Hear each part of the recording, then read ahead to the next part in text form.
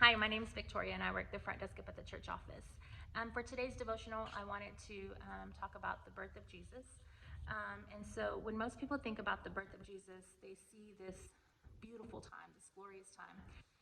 But in reality, it really wasn't that beautiful.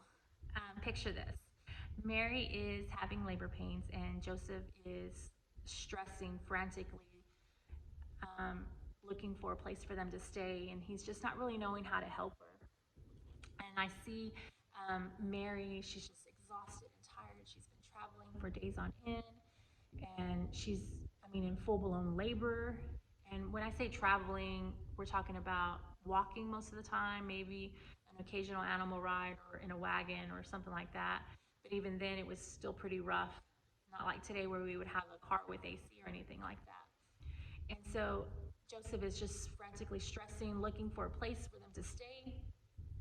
And I'm betting Mary is probably thinking she's going to give birth to Jesus on the side of the road because there's nowhere for them to stay. And so I see Joseph knocking on different doors and them just saying, nope, nope, nope.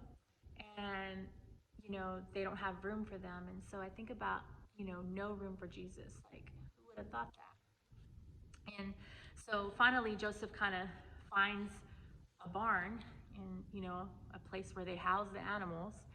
And Mary is able to give birth to Jesus there. And with animals all around her, and they place the baby in a manger. And a manger, is where the animals get their hay from. And so you think about, like, man, that was not the best place for her to give birth to a child, but that was the only place for her to give birth. And so, um, Jesus wasn't coming into the world um, all glitz and glam. He wasn't at a hospital when he was given birth, or he didn't have the best doctors around or anything like that. In fact, it was pretty much the complete opposite of that. He was being um, birthed by an unwed mother. His earthly father didn't accept him until an angel basically came and told him, hey, this is what's going on. And I still think that Joseph was a little bit ashamed and embarrassed by the pregnancy of Mary. And so when you think about it, Jesus was and is the light coming into the darkness of the world. So then I'm reminded of a scripture verse. It's one of my favorites. We used to use this a lot when I used to work summer camps, and it's Matthew 20:28. And it says, just as the Son of Man did not come to be served, but to serve and to give his life as a ransom for many. So my question for you today is are you a light in the darkness of the world? So I'm going to read that scripture again, Matthew 20:28. Just as the Son of Man did not come to be served, but to serve and to give his life as a ransom for many. So, are you serving or being served? In today's society, a lot of us are under the impression of entitlement. And that's the exact opposite of what Jesus showed us. The Son of God himself, he served. And so during this Advent season, a lot of people are feeling the darkness of the world. But as a Christian, we can be the light to their darkness.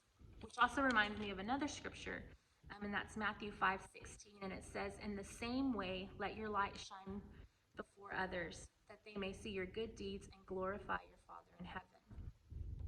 So I want to challenge you during this Advent season to let your light shine in the darkness of the world. And I know that things are just a little bit different this year with COVID and just kind of social distancing and that kind of thing. But I want us to get a little bit creative in showing our light to other people, whether it's calling someone and saying, hey, how can I pray for you? Or even just calling just to say hi to someone that has felt the darkness of just being alone. So again, my challenge for you during this Advent season is to let your light shine and to be the light in the darkness of the world. And again, I'm going to read the scripture in Matthew 5:16. In the same way, let your light shine before others, that you may see your good deeds and glorify your Father in heaven. So let's go out in the darkness of the world and let our light shine. Thanks.